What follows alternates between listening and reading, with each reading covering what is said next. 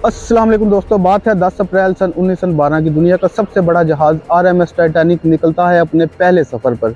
यह जहाज़ Southampton England से न्यूयॉर्क की तरफ जा रहा है। इसमें हर तरह के लोग सफ़र कर रहे हैं, इंडस्ट्रियल बिजनेसमैन से लेके एक्टर तक, और ये लोग अपने बेहतर मुस्तकबिल की तलाश के लिए USA जा रहे हैं। इस जहाज़ की command senior captain Edward John Smith के हाथों में है।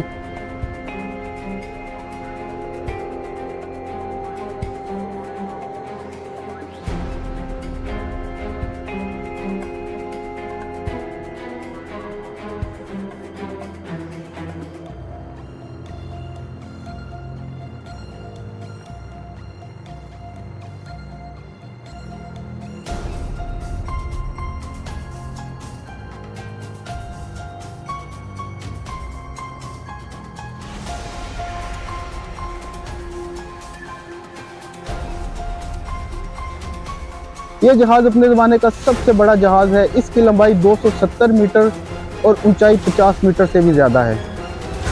इस ज़माने में इस जहाज़ को बनाने की लागत $7.5 मिलियन आई थी। ये जहाज़ लग्जरी तो था ही, लेकिन इसके साथ साथ इसके सेफ्टी फीचर का बहुत ख्याल रखा गया था। माना जाता था कि यह जहाज़ कभी डूब ही नहीं सकता। इस जहाज़ को बनाने वाली कंपनी व्हाइट स्टार लाइन के वाइस प्रेसिडेंट का मानना था, वो इस जहाज़ को लेके इतने कॉन्फिडेंट थे कि उन्होंने पब्लिक और मीडिया में आके अनाउंसमेंट भी किया था कि यह जहाज़ अनसिंकेबल है और ये कभी डूब ही नहीं सकता। लेकिन 12 अप्रैल सन 1912 को टाइटैनिक को पहली वार्निंग मिलती है कि समुद्र के जिस हिस्से से तुम गुजर रहे हो, इस समुद्र के हिस्से में बर्फ के बड़े बड़े पहाड़ मौजूद हैं।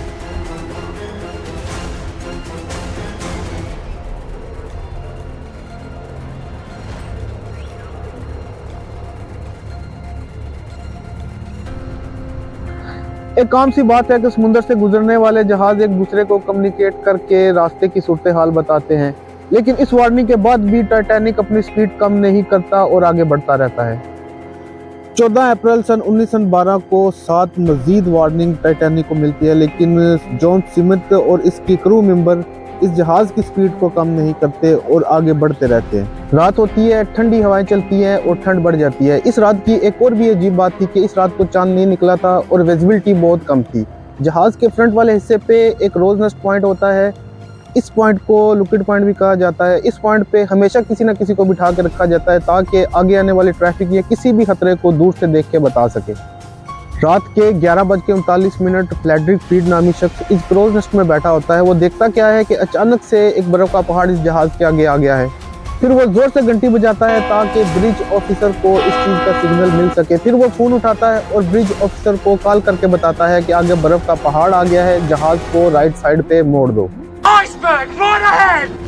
ब्रिज ऑफिसर इंजन रूम की तरफ भागता है और जाके इंस्ट्रक्शन देता है कि जहाज को राइट साइड पे मोड़ दो, इसके आगे बर्फ का पहाड़ आ गया है। लेकिन इस वक्त बहुत देर हो चुकी थी। रात 11:40 ठीक इसके 1 मिनट के बाद ये जहाज जाके बर्फ के पहाड़ से टकराता है।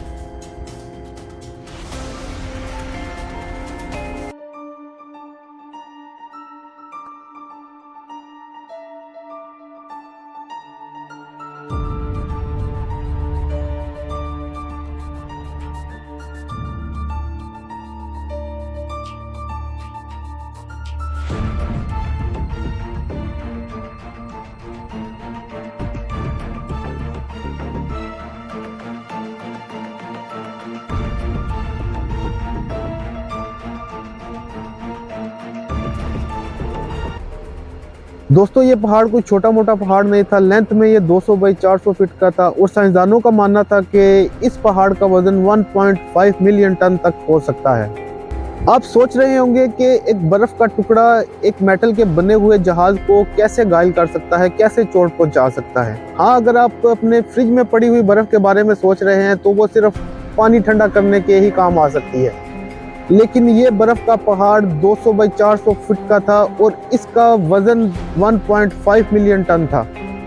जहाज के फ्रंट वाले हिस्से को वो कहते हैं और जो जहाज के पीछे वाला हिस्सा होता है उसको हल कहते हैं, और जहाज के जो नीचे हिस्सा होता है उसको कील कहते हैं। टाइटैनिक जहाज का पीछे वाला हिस्सा हल और नीचे वाला हिस्सा कील डबल बॉटम लेयर से बना हुआ था, और इस जहाज को बनाने वाली कंपनी को लगता था कि अगर एक लेयर टूट भी जाती है तो इसके अंदर पानी नहीं आ सकता। इसी सेफ्टी फीचर की वजह से इसको बनाने वाली कंपनी दावा करती थी कि ये जहाज अनसिंकेबल है और ये कभी डूब नहीं सकता। लेकिन इस फीचर का तो कोई फायदा ही नहीं रहा, इस फीचर का तो कोई मकसद ही नहीं बचा, क्योंकि ये जहाज फ्रंट वाले हिस्से बोट से जाके टकराया था राइट साइड से। यही वजह थी कि जहाज डूबना शुरू हुआ, क्योंकि ये हिस्सा सिंगल कोटिंग का बना हुआ था, डबल कोटिंग का नहीं था। जिस सेफ्टी फीचर को लेके दावा किया जाता था कि ये जहाज कभी डूब ही नहीं सकता, वो सेफ्टी फीचर तो पहले ही बेकार हो चुके थे। टकराव के 20 मिनट के बाद इस जहाज के कैप्टन जॉन स्मिथ अपने क्रू मेंबर से कहते हैं कि रेडियो ट्रांसमिशन से अपने आसपास के जहाज़ों को मदद के लिए पैगाम भेजो, अगर कोई भी जहाज आसपास होगा तो हमारी मदद के लिए आ जाएगा।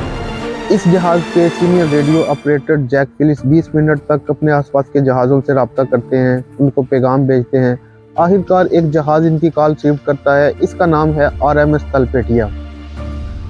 लेकिन इसमें भी एक प्रॉब्लम होती है, ये जहाज 107 किलोमीटर दूर है टाइटैनिक से, और इस जहाज को टाइटैनिक तक पहुंचने में 3.5 घंटे का वक्त लग सकता है। अब सवाल ये उठता है कि क्या 3.5 घंटे तक टाइटैनिक सरवाइव कर पाएगा। इस जहाज के कैप्टन जॉन स्मिथ अब पैगाम भेजते हैं कि लोगों को अब रेस्क्यू किया जाए लाइफ बोट में बिठा के। दूसरी बड़ी प्रॉब्लम ये थी कि इस टाइटैनिक पे सिर्फ 20 ही लाइफ बोट थी और 1200 लोग ही इसमें बैठ सकते थे, जबकि 2200 से ज्यादा पैसेंजर इस टाइटैनिक के ऊपर सफर कर रहे थे। रात के 2:05 पे आखिरी लाइफ बोट टाइटैनिक से उतारी गई, लेकिन अभी भी 1500 लोग टाइटैनिक में फंसे हुए थे।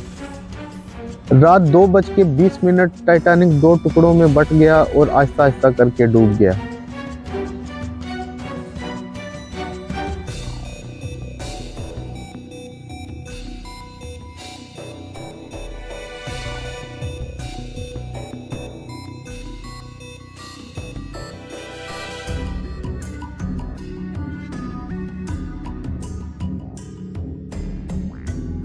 दोस्तों, कभी ना डूबने वाला जहाज सिर्फ 3 घंटों में डूब गया। इस कंपनी का मानना था कि ये जहाज अनसिंकेबल है, ये कभी डूब ही नहीं सकता।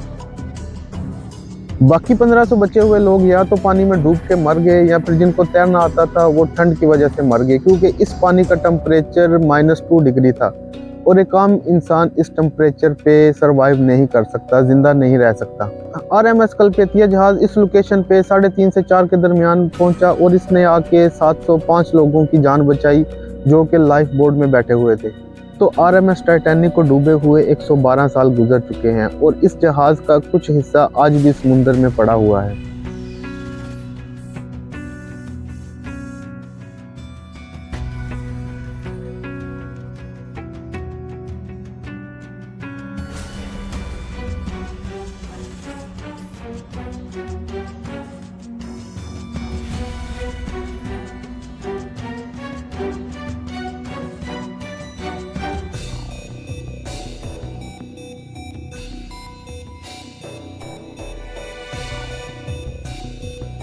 पानी में पड़े पड़े मेटल की चीज़ें वैसे ही ख़त्म हो जाती है और कुछ साइंसदानों का मानना है कि 2030 तक टाइटैनिक का बचा हुआ हिस्सा भी ख़त्म हो जाएगा और पीछे बचेंगी सिर्फ कहानियाँ।